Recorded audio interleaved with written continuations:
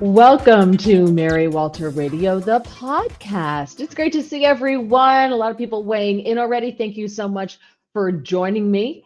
Coming up, we'll be joined by writer, director, producer Chris Martini. He is friends with Jack Smith and Randy Del Rio Smith, who we had on 2 weeks ago on the podcast. So, first of all, yes, this time last week, we had no idea what was going to happen. We were all like, and we had fun with Christine Flowers was here. You guys were here. It was fantastic. It was a lot of fun. And now we can all be like, we can all breathe that sigh of relief because we know.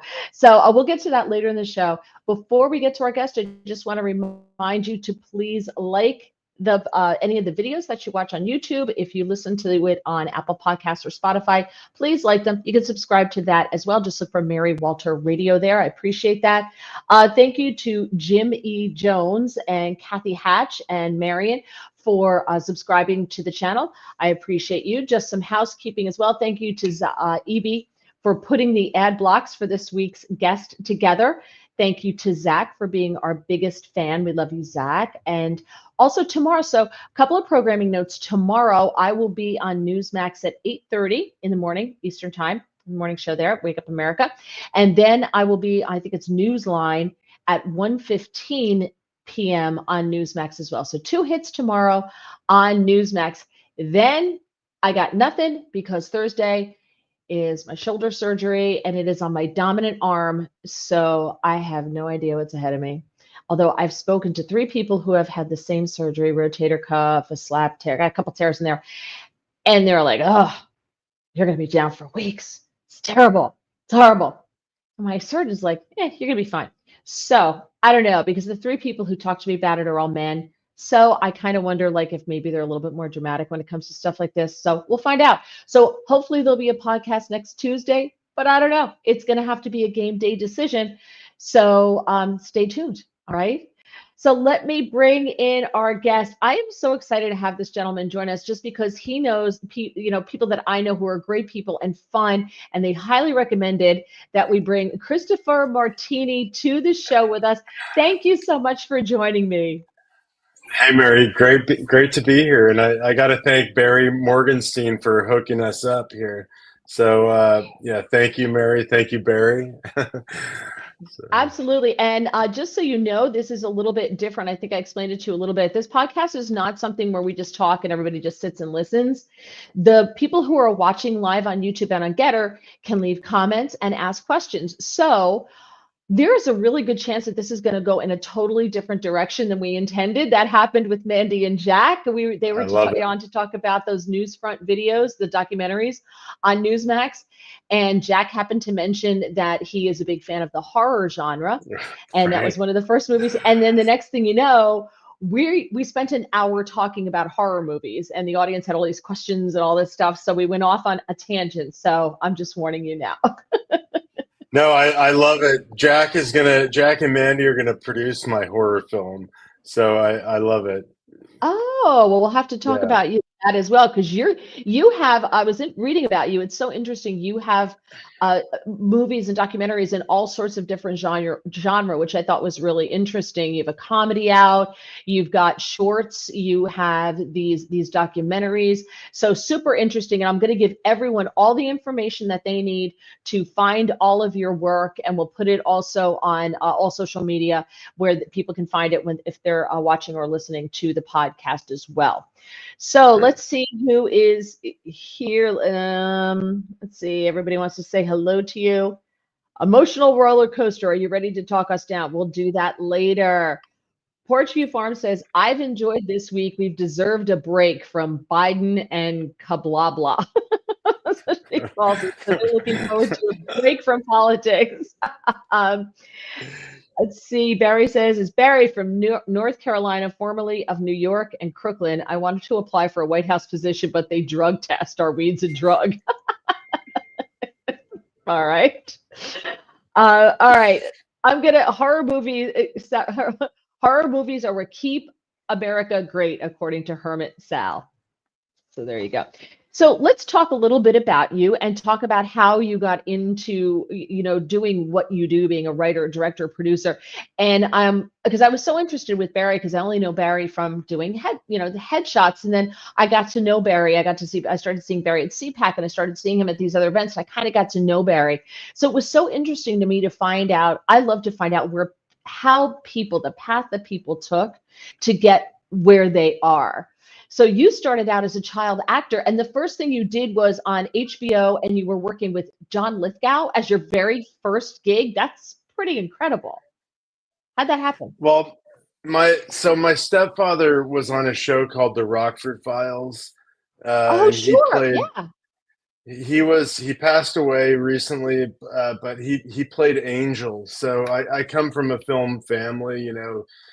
My stepfather Stuart won 2 Emmy Awards. I have a brother that's an actor, a sister that's a costume designer. My mom was a parole officer, so she's the odd one out. But probably where I get my love of cops from. I love cops, you know. But yeah, no. So I grew up in the business. My stepfather actually gave me that part when I was 10 years old. He said I have a role in a movie, because he was directing this movie with the Glitter Dome with James Garner and John Lithgow and Margot Kidder, and he said there's a part for a 10-year-old boy, and he didn't say the boy is abused, but the character was like an abused child, but he was like, you know, you know, just can you, like, he auditioned me right there, drop on the floor and start screaming daddy, and I did it.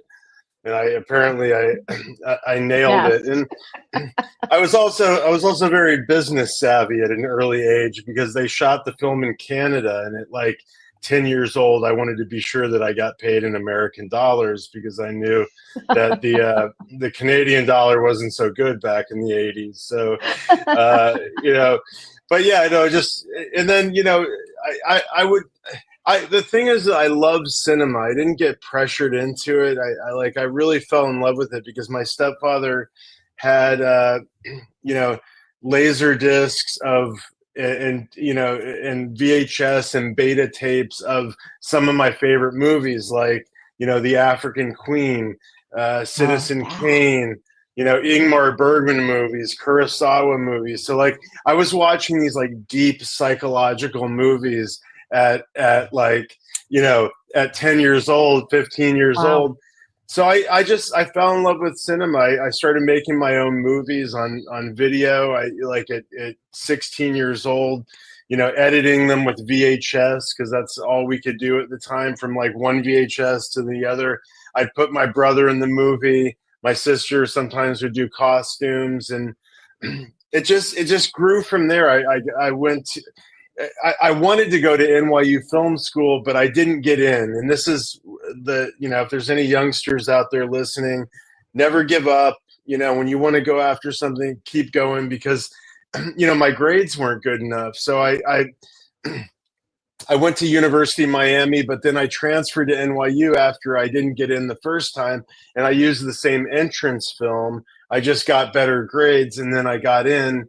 And then, just working on film sets, doing every position, learning every position on film sets, sound, camera, acting. I kept acting. I was on a show called Promised Land, just cutting my teeth, and then but like making films the whole time. So I was always good about, if I worked on a TV show, that I was making a film at the same time, so that I wasn't getting behind on my dream.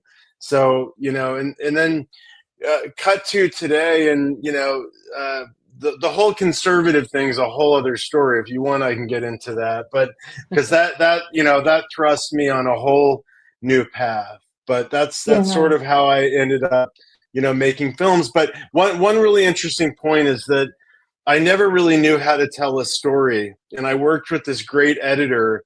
I was his apprentice, and we were cutting on film, and he saw some of my NYU films, and he's like, Chris, we tell stories, because I wasn't really telling a story. It was sort of like experimental.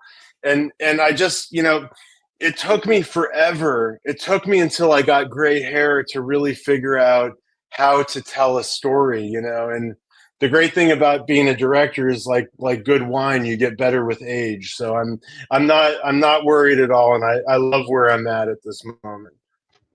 That's fantastic. What a great story.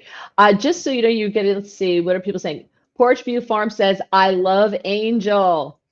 Now Tax USA, everyone loved Angel. That is a blast from the past.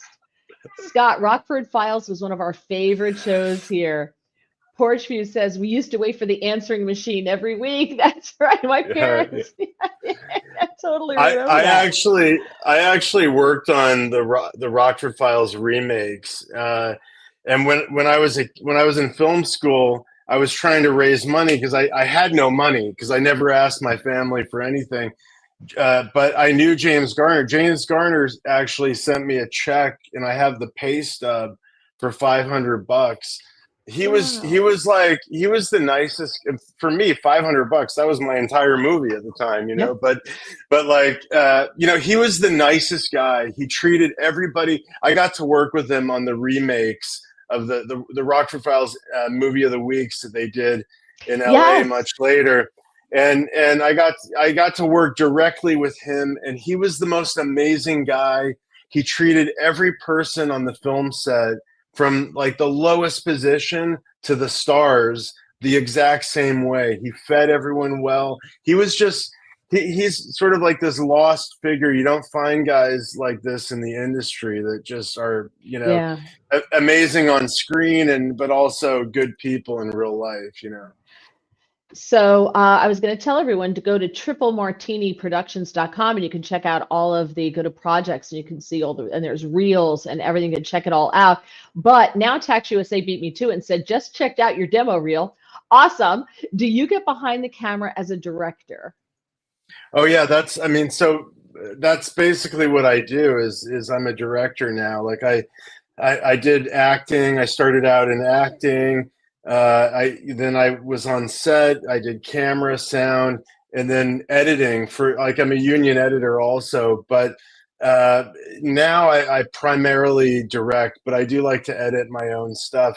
I did act in my own movie. That I don't know if I ever want to do that again. It was very you know, nerve wracking. You have to jump all over the place. You're learning your lines, but then you're losing a location, and then you have to like you're acting, but then you know like the boom just came in the shot, and you have to do it. So you have to be like a mental case, and like Orson Welles did it very well. I don't know if that's for me.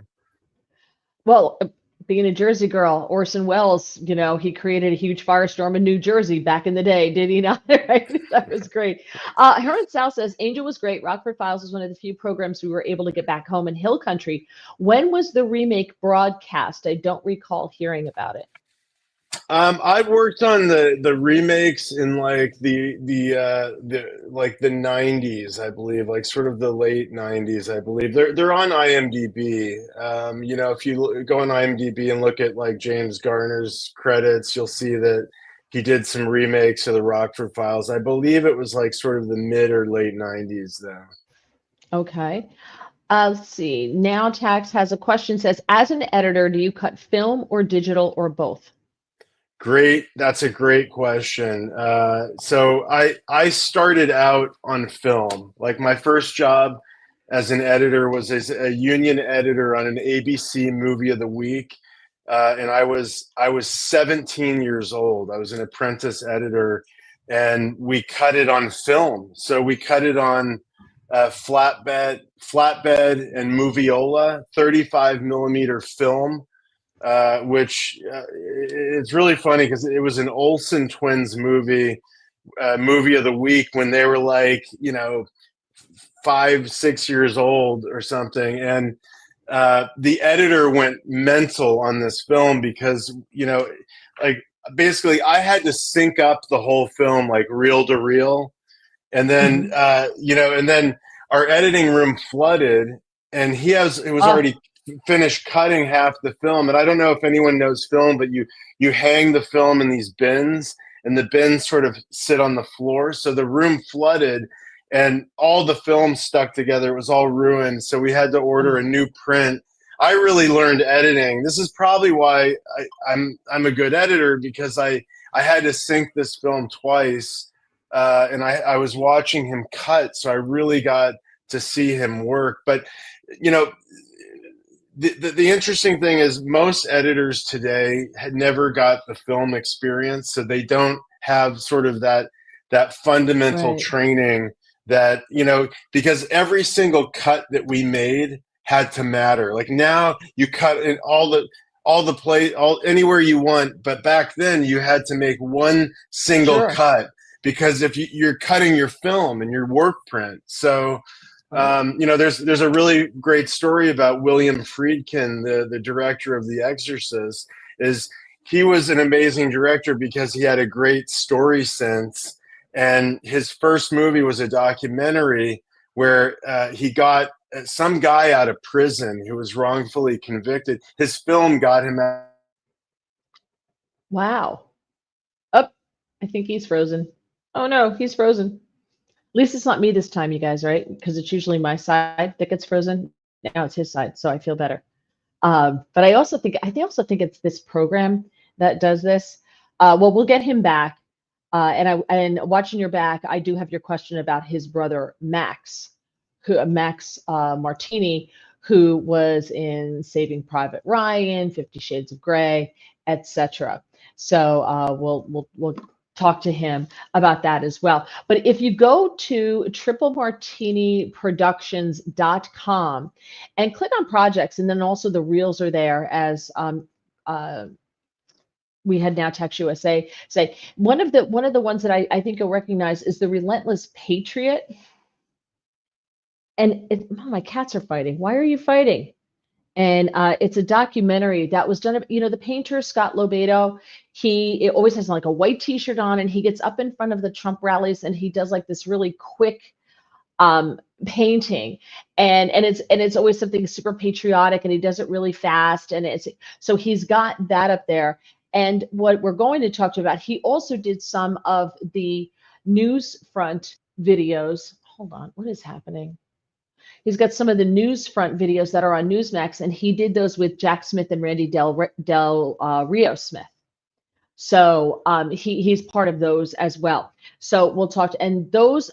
By the way, if you watch Newsmax, which if you don't, seriously, if you watch Newsmax, look for Newsfront, and those are the documentaries by Mandy and Jack, and Chris worked on some of them as well. So he also has Wheelchairs for Wars. He does a lot also with the military, Wheelchairs for Warriors. He also did these Newsfront ones with, for instance, I'm looking at the guy right now, the lawyer. I can't remember his name, and I'm looking right at him. Oh my gosh, Prevagen. I'm getting old. One of the lawyers, he was liberal, he became conservative. I don't remember. Okay, well, anyway, so he's got a lot of them. He's got a lot of really great documentaries, and there's some short reels, etc. here that you can watch as well. So while we're waiting for him to come back, let's see. While we're waiting for him to come back, let me just go. Oh, he's back. He's back. He's back. He's back. I He's back. hope this works. I'm connected to my phone now because I guess there's something wrong with my internet. But here I am. No worries. Okay, so I have a question for you. I don't have a question. Watching your back says, first of all, I love the work both you and your brother Max do. Has the shadow ban issue you've been experiencing be addressed? Oh, wow. Yeah. I mean, I just did a film about Trump, which I guess you want me to talk about. And We will, like, yeah, we'll talk about that, yeah. I know I was being censored before, but once you make a film about Trump, there's no doubt you're being censored, because if I say anything about my film, hey, check out my movie, they delete the post immediately. No, it's just great. It's crazy. And like I just posted something about veterans yesterday on Veterans Day, Yeah, and like normally those posts get, I have 4,000 friends. They usually get 300 or something likes, and like clearly nobody saw it. There was like two people So something's up with my account. I'm on the list now, but that's a badge of honor for me. It's I was another feather. It's another feather in my cap. I just earned some like conservative street cred. Well, in the words of Toby Keith, never apologize for being patriotic, No, right? never, never. Okay, Watching Your Back wants to know, do you get the chance to work with your brother much? Oh, do you get the chance to work with him much? Because we talked about the shadow band. Do you get to work with him? Yeah, I mean, I directed him. I mean, I've been directing him since I was a kid. I mean, I he would probably kill me if I show you guys this, but I have these home videos where I made movies with him when we were both like kids, and we lived together. When I was at NYU, we lived together in Brooklyn. He was going to SVA art school, and he was in all my student films. I mean, there's a scene where like I wrote a scene where I beat him up on the Williamsburg Bridge. It was pretty funny, with a bunch of friends, some like punk movie. But yeah, no, we've been, and then but then I directed him in a movie called What the Night Can Do with Mercedes Mason, Jo Beth Williams, Oh Max was yeah. in it. Stuart, I got to direct my stepfather Stuart.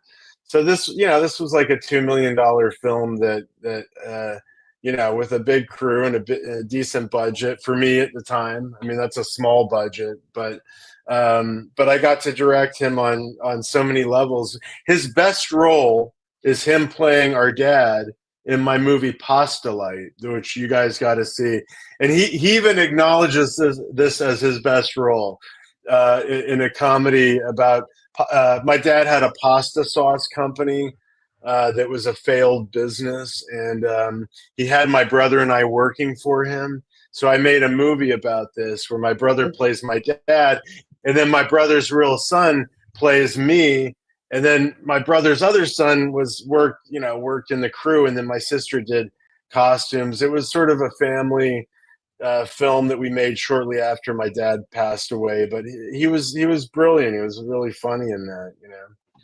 Yeah, you could see there are, if you go to triple martini productions.com, you hit projects and you can see the trailer for Pasta Light. That is right there too, because that one stands out from all the other ones because it's so different, right, from the other Yeah, movies that are there. yeah. It's so different. That film, like it won a bunch of awards. We won Best Film at Maui International Film Festival, Montana International Film Festival. I thought it was pretty funny. They showed it on Alaska Airlines. It's kind of funny because it's like there's a bunch of like half naked women in that with like pasta and stuff. So I can't imagine watching that on the airplane. With like uh, families around you and stuff. I would probably turn off my own movie, but Now, how do people watch your movies? We're talking about them, and I looked at this and I'm like, wow, there's some really interesting movies here. There's some shorts and things like that I would like to see. So, is it only via the app? so yeah, I have my own app, which I would love if people buy that. It's the Triple Martini app. It's on Amazon, it's on Apple, it's on Google Plus, and if you buy that, you get to see all my films for $20. Hey, not a bad deal, right? It's Everything I've that's done. yeah. And then I'm going to be uploading stuff to that also. But no, my films are on Amazon, although Amazon has been taking down some of my movies that they don't like. But you can find, Trooper is on Apple, What the Night Can Do. Tubi is actually turning out to be a good streaming platform. They have some of my movies. You know, Okay. uh, and Vimeo on demand, other stuff. You can find my Okay. movies if you just Google my name. So the one that looks super super interesting to me is right under Postulate. I was looking at this and I watched the little trailer, The Deplorable. I don't know much about this movie, but I think I love this man already. He's me. I think I aspire to be him, and I only watched like a minute and 30 trailer on this guy, and I think I aspire to be him when I get older. It was like Trump when Trump was inaugurated. He said the forgotten. I believe it was when in his The Forgotten inauguration, Man. the forgotten men and women will be forgotten no longer. and I was haunted by this idea of a short film no longer than 9 minutes, with no music, about a Korean War veteran who has an interaction sort of with this immigrant artist who does his portrait. So that's sort of like the basis of the film. It's like a conservative MAGA poem of a film. It's like Yeah. I love it. I mean, and who was the actor in that? I just Robert. Um, Robert Uh, Hogan. so Robert Robert Hogan. Hogan, and he passed away. This was his last movie. Okay. And he was on a bunch of like TV shows. He's a fantastic actor. But he was able to depict this character. It's like I see these guys in my neighborhood in Brooklyn, and these Irish Oh yeah. guys that are like in their 70s, that might be like Vietnam vets, and they have the Vietnam hat, and they go down to the Legion bar and drink and smoke all night, and like they've been in the neighborhood forever, and it probably blows their mind that there's so many weird people in their neighborhood, and like now, and like I just like it, and like he'll crack open a beer in the middle of the day and sit in the park and read a paper. Like these are like these are the people uh, that I'm interested. Yeah. Yeah. I think he's frozen up again. So while he unfreezes, Montana uh, International. yeah, you're frozen. Oh, you're back again. Okay, so you Am froze I up again back? there for yeah, you're back a little bit. You're back a little fuzzy, but you're back. Which at my age, fuzzy's good. So I don't know about you. Um, but at my age, I enjoy fuzzy. So I want to get to Okay. before we lose you. I want to get to the untold truth about Donald Trump, the man you don't know. Excuse me, I'm gonna cough here. If it gets Excuse me. bad, I'll reconnect to my other. All right, no worries. I could play the trailer from Sure, the man you don't know. We for could sure, play that while you reconnect. In the meantime, if we still have you, are you still there? Okay, you sure. reconnect, and I'm gonna play this trailer. All right, so you go, and Yep. we're gonna go play this trailer. All right. So this Okay, is what great. was just Okay. this was just screened at Mar-a-Lago. Because I wanted him to come on last Tuesday. So why don't you come on last Tuesday, election eve. This is a great thing to play on election eve.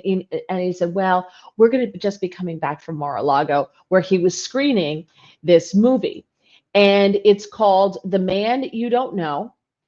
The untold truth of Donald J. Trump, the man you don't know. It is in movie theaters and other places. So let me just share this with you. Share screen, present. Share screen. Okay, there we go. Right there. Share and oops, nope. Okay, let me make me smaller.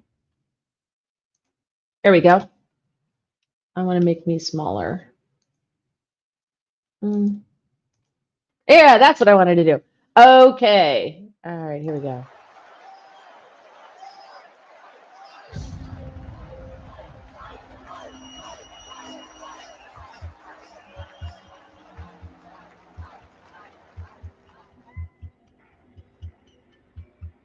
Donald Trump and the MAGA Republicans representing extremism. Donald Trump is a great threat to our democracy. The greatest threat the world faces. It's destructive to our democracy to go out and put a bullet in Donald Trump. He has to be eliminated. That he is a misogynist, homophobic, racist. Eliminated. Someone's on top of the roof. Look.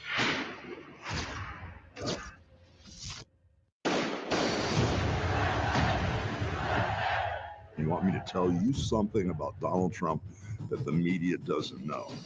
How about this? He's a wonderful human being. My father's a man who has a heart of gold, and it's a side that a lot of America does see and a side that the media doesn't want you to see. This is a guy running for president. He had no place else he would rather be than right there with his granddaughter in her pre-K class.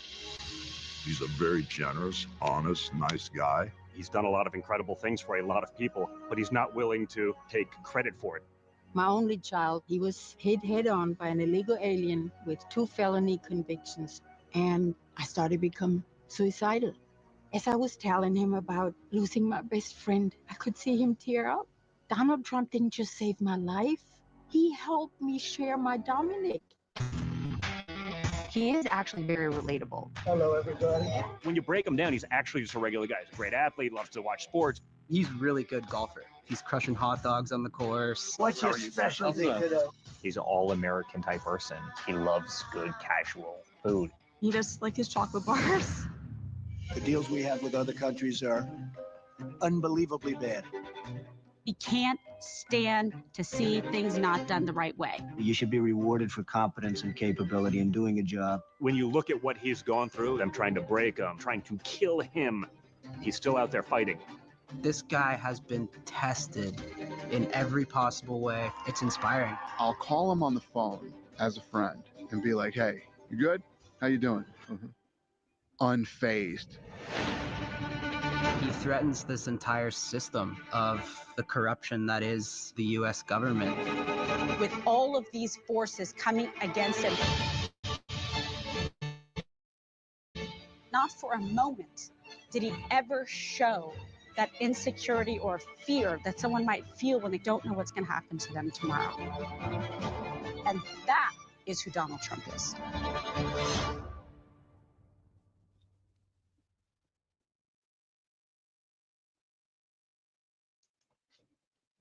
So it is in theaters, and I checked when it first came out. It was released October 25th, and most of the theaters, surprisingly, were in California. I was so shocked to see that they were in California because I tried to find it near me. I have my favorite cinema, which is owned by Kevin Smith from Clerks.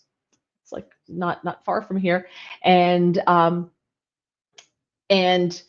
tried to, but it was not there. So check out triplemartiniproductions.com. You can follow Chris on Twitter at Triple Martini. On Instagram, it's Triple Martini Prod. And he's also on Linktree at 3 Martini. He's there as well. I can see him trying to connect again, but Scott says it would be interesting to know who Christopher's internet provider is.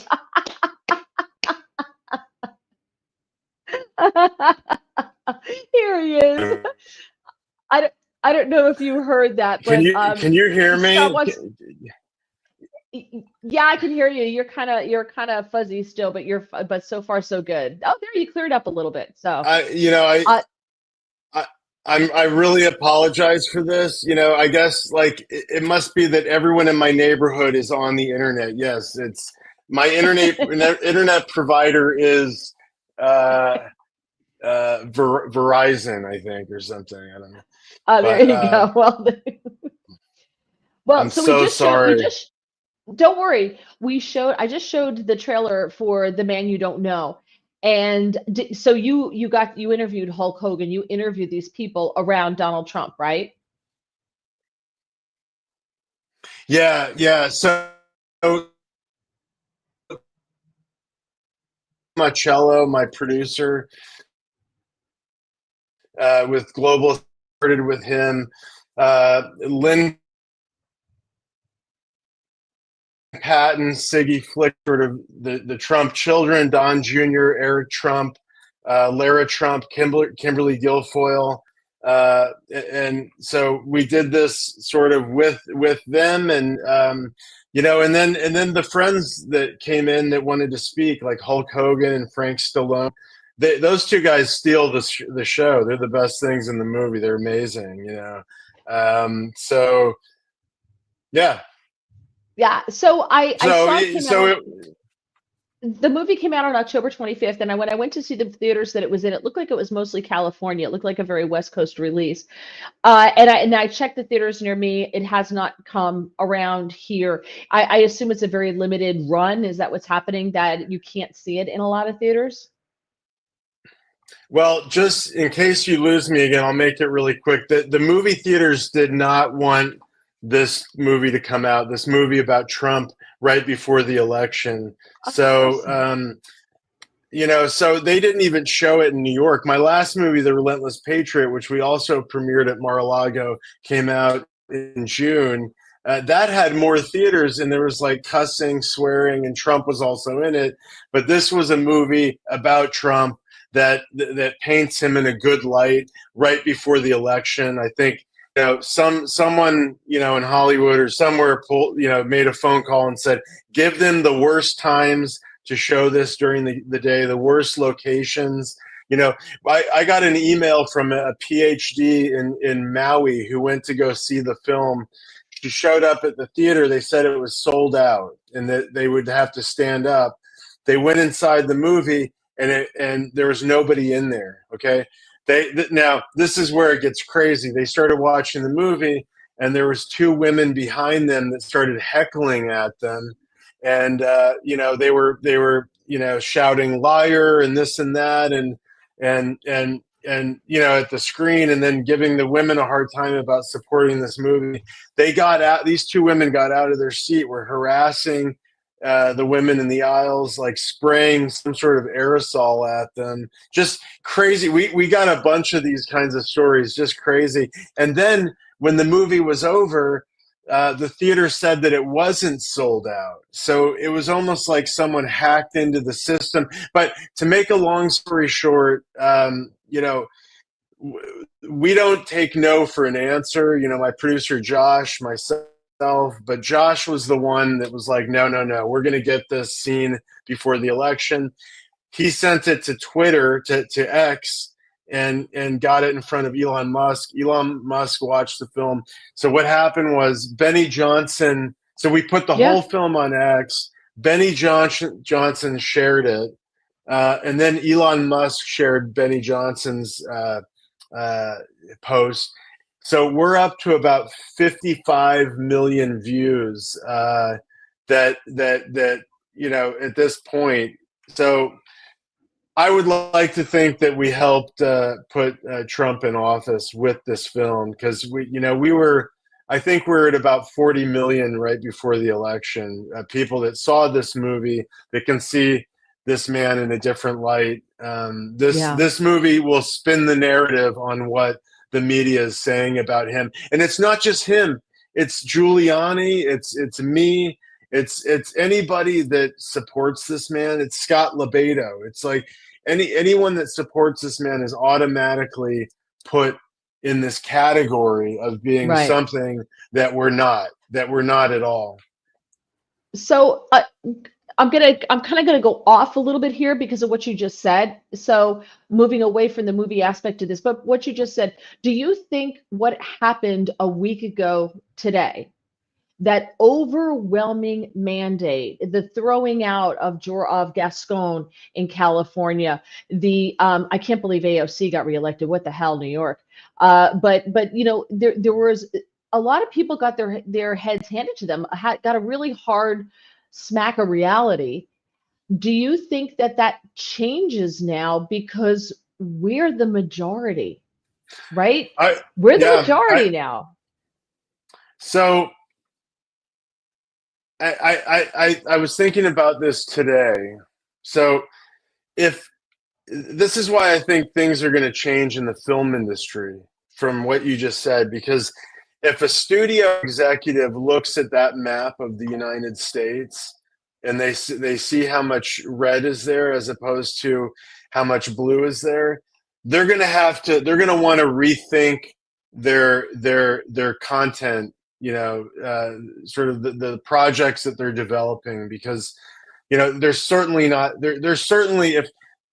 making content that is not for the majority of people, and the majority of people are going to bring in the most ROI and profit to these companies. So I think they have to start rethinking things. Trump getting elected is a major positive thing. I can't even imagine I probably wouldn't even want to do the show if he didn't get elected. I'd be too depressed. But like, this is like, this is a very happy and exciting time in America. Yeah. I mean, like the people have spoken, and we are the majority.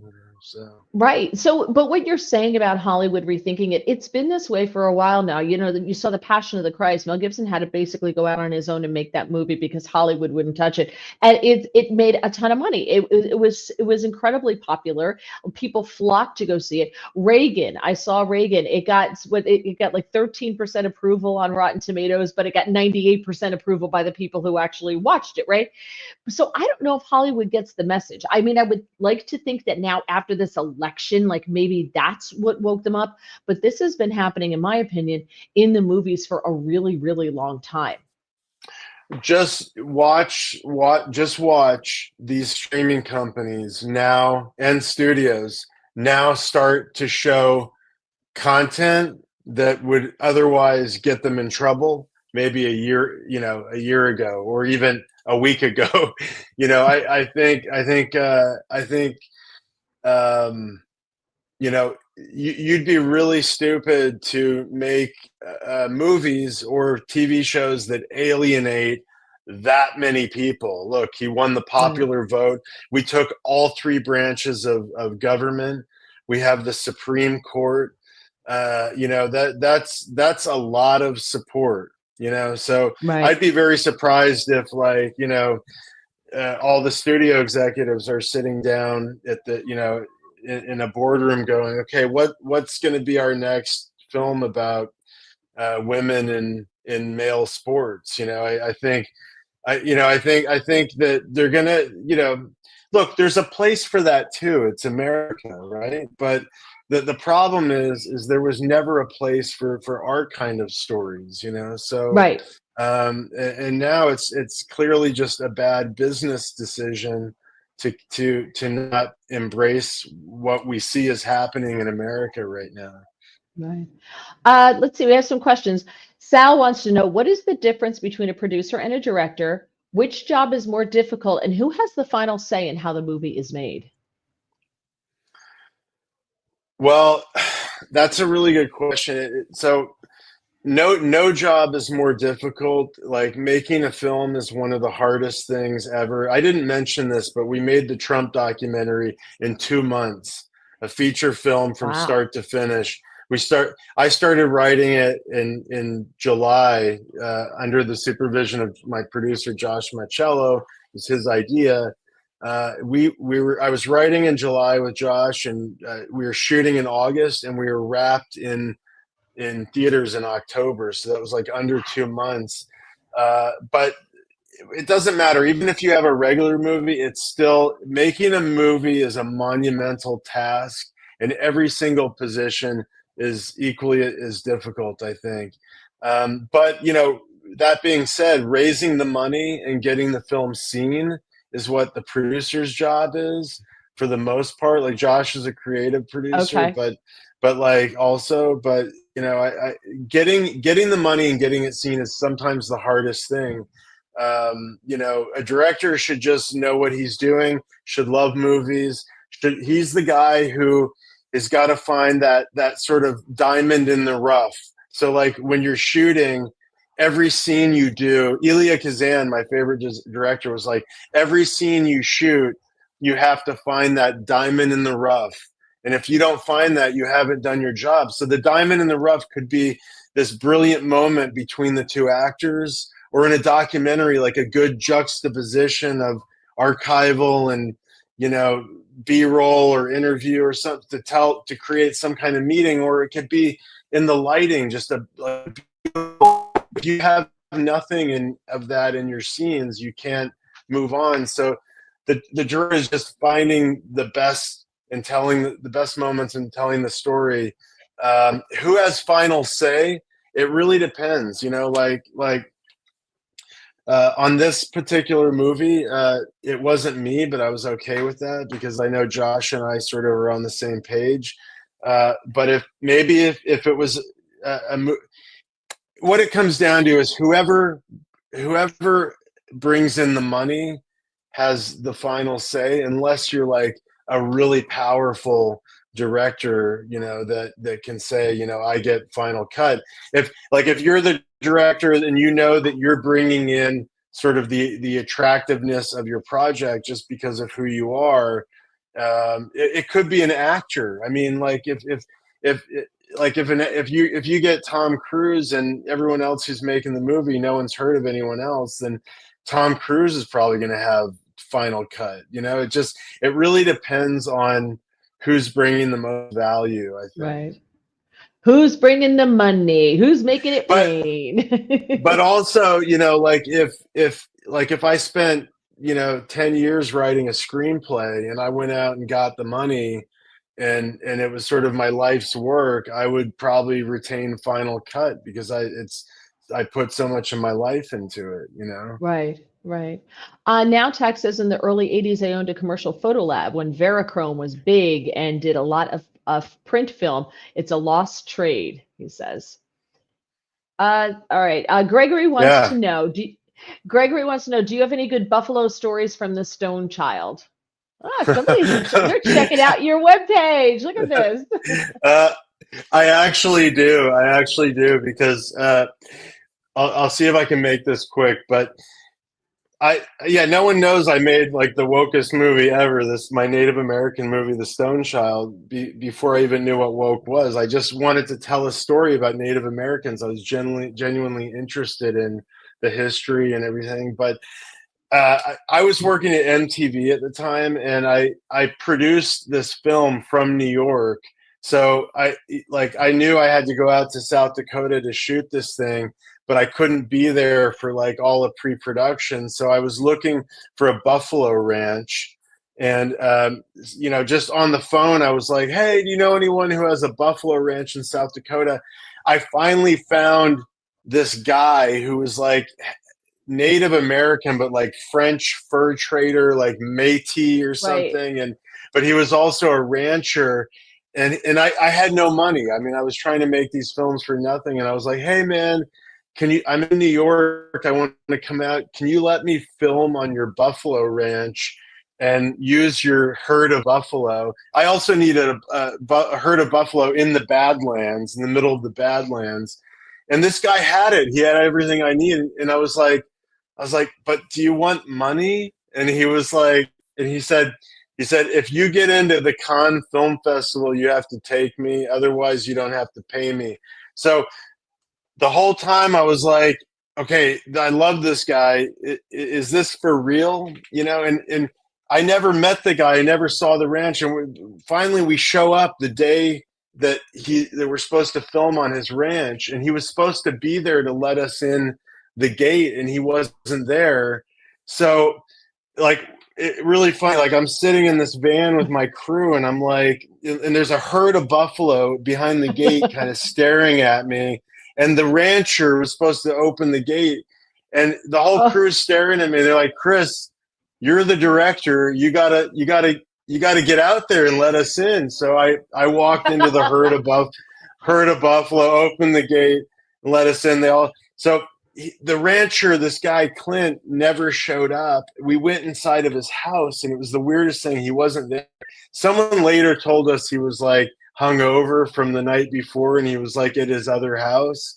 But there was like a calf on the couch, like that he had been nursing. It was like inside of his home. It was the weirdest thing. But we shot this scene with a little boy on the side of a cliff, and the whole herd of buffalo that he was supposed to herd and get it into position. Right.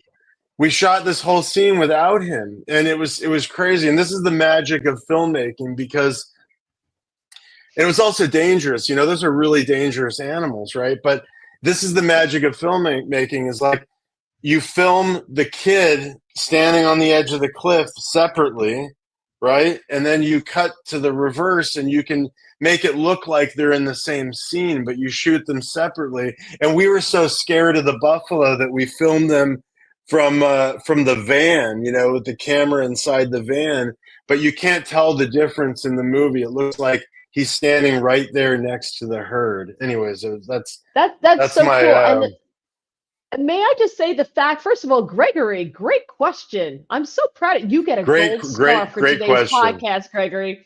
The Great fact one. that you got out and went into the herd to open the gate, that's a death wish. They are huge animals and they can kill you. They're huge. Yeah. And Yeah. I can't believe you did. It's probably ignorance is bliss on that one. Right. Uh, Right. Hermit Sal says a film about a failed pasta sauce company. Wow. Failed pasta sauce, the movie. Yes, that's exactly what it was. And again, my brother is hilarious in this movie. So you guys, you got to see it. We're gonna do a series actually because my dad had all these wild, failed business schemes and patents and all this kind of stuff. So my brother and I still want to do a whole other series, based Yeah. on this. That's cool. Well, you've got a lot of fans because Dan just says, I just got back. The pasta short film trailer looks great. Hermit Sal says, this trailer looks good. Dan is a lawyer, I believe in New York, and he said he fixed the woman's skating ring in 3.5 months. I never Yeah. sued him environmentally, White Plains, New York. He donated 100 acres for a park and a land swap. He's a good man. Yeah. Barry, Yeah. Barry says it's a great film. It's a Barry! must-see. Hey, Barry. Barry's in the house. This guy keeps me sane. Him and Shelly and Jack Shelley? and Mandy. Watching your back says, is Chris still using dial-up? I'm not. This is like, it's 7:00. It's 8:00 here in Brooklyn. I think literally everybody is on the internet. I'm actually connected to my phone. I could, if you want me to, I can try to get back on my Wi-Fi. You're fine. You're fine. Okay, Don't change. okay. Don't change it. Right. Dan says we only have a couple minutes left. Dan says, did Chris get dinner at Mar-a-Lago? Oh man. So this is the crazy thing. You guys also, I have a movie called The Relentless Patriot about Scott LeBedo. Yes, with Scott. We're actually doing a streaming deal, but this is the crazy thing. In March, I was at Mar-a-Lago. I got to meet Trump twice at that time. Yes, I got dinner there. The food is amazing. Not only at my premiere, but like we ate there. The food's amazing. But never in my wildest dreams did I think in March that I would be back in Mar-a-Lago, in October with a new movie. So it was crazy. Yeah, we were just there again. We premiered the movie again, and Trump came again. Mar-a-Lago is like the Sundance Film Festival for right-wing, ultra-mega conservatives. I just want to know, do you remember when he had, I think it was Xi Jinping was at Mar-a-Lago, and remember he told him he had a piece of the big beautiful chocolate cake. It's the most beautiful chocolate cake you'd ever have, and that's what he served him. Did you get the big beautiful chocolate cake? Oh no, but now I want it so badly. That sounds amazing. Mandy's here. Mandy says, "Hi, Chris and Mandy! Mary and Barry and her and Sal." These are my peeps. These are like the people that keep me sane. I love Mandy. Dan wants to know how was the food? What was Mandy's question? Oh, Mandy just said hi. Oh, okay, Mandy. Yeah. Okay. Dan says, how was the food at Mar-a-Lago? He wants to know what the portion size was. Well, not huge. It's small enough to make you want, not huge, but okay. Just small, makes you want to eat more. They do it on purpose, I think. But he also says we were amazing. the majority before the Donald got reelected, not just yelling like the jihadis. We were working and being parents and grandparents. Exactly. Right. Which makes you think that the 2020 was stolen, because anyways, not to get too far into that, but yes, you know what I mean? Like, yes. It makes you question, and I just love that the left is now all on X going, the election was stolen. Where did those 20 million voters go? I'm like, well, maybe you should be asking why there were 20 million more just in that election. Maybe that's the question you should be asking. Yeah. Gregory says Goofy Fandango shows that this film is, quote, not available at home or in theaters. Are you? I assume he's talking about The Man You Don't Know or didn't know. Don't know. I think that's the one he's talking about. Yeah, one thing I gotta say, yeah. So it's on X for free. Elon Musk tweeted it. That's where you can find it on X if you Google The Man You Don't Know. One thing I gotta say, and we're gonna have, don't worry, streaming deals coming soon. Trust me. But you know, because we got 55 million views. But like, one thing I have to say, you guys, is imdb.com. Like, Fandango's okay because, you know, enough of our fans have gotten on there and posted good reviews and given us great ratings for The Man You Don't Know and my other film, The Relentless Patriot. We're fighting the lefties more on the Trump film. They go in there and they review it. They haven't even seen it. And they give it a bad review. But IMDb is like actively, you know, giving us a bad rating. If you guys are able to get on IMDb, if you've seen the film or whatever, and get on there for The Man You Don't Know on imdb.com and give us a good rating, because I can tell you that company, I don't know who's running that, but it's so shady because we have like only good ratings and reviews, and they give us, it's like a 3. You know, there's something in there pushing it down on purpose. So that's somewhere we could use some help there. Okay, guys, you know what to do.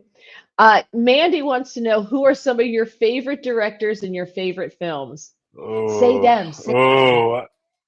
Oh wow! I mean, like, it's not even, Mandy, it's not even possible for me to answer that question, because I love movies so much. Like, I'll just list off a bunch. Howard Hawks, you know, His Girl Friday, John Cassavetes, like all of his movies, Charlie Chaplin, Orson Welles, Bergman, Kurosawa, all of their movies. Like, John Hughes. I mean, I love John Hughes movies. I'm watching a lot of John Hughes right now because I'm trying to finish this comedy that I'm writing. Like, Uncle Buck is like a genius movie. I mean, like, you can't get The Breakfast Club. You can't get anything. There's so many. I mean, early Scorsese. I can't watch anything Scorsese. Like, and sorry, De Niro. It's going to be really hard for me to rewatch Taxi Driver after all this. I don't even think I want to be honest with you. But like, early Scorsese, before he fell in love with DiCaprio, I think, like, it was great. Just. There's so many. There's so many. I can't even list them. Kurosawa, Yojimbo, Rashomon. It's just the list goes on. Oh, there's so many. Any Frank Capra movie, I could just go on forever. I mean, okay. Wait, maybe it's easier. Maybe it's easier to ask you who you don't like. I will not watch a Tarantino movie. Okay. And I've gotten into arguments with people about this, but I didn't like his anti-cop rhetoric, and I think there's a difference between he's made a style out of ripping off movies, and that's okay.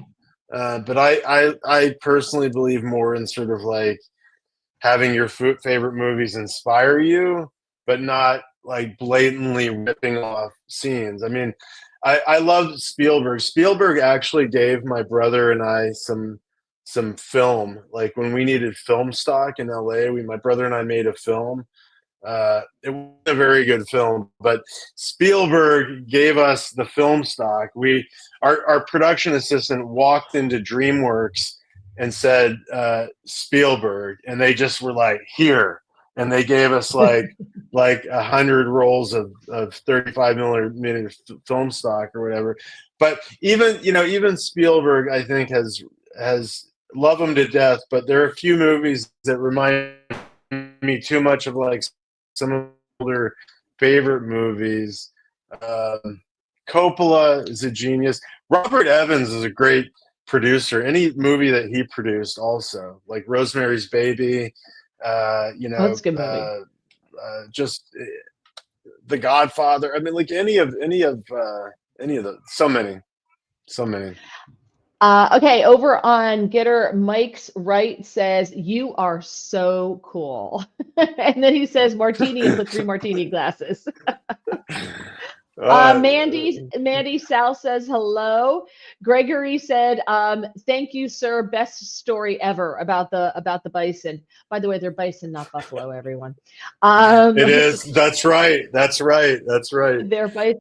Sal says maybe you can do a film about the Skinwalker Ranch in Utah. There's lots of Native American lore about Skinwalker spirits that people claim to see there today. I've seen some stuff about that on like these weird like back channels, like History Channel and like and they're fascinating to me, these stories. The Stone Child was actually a feature length film that I wrote. So I made the short version of the Stone Child to get the feature length version made.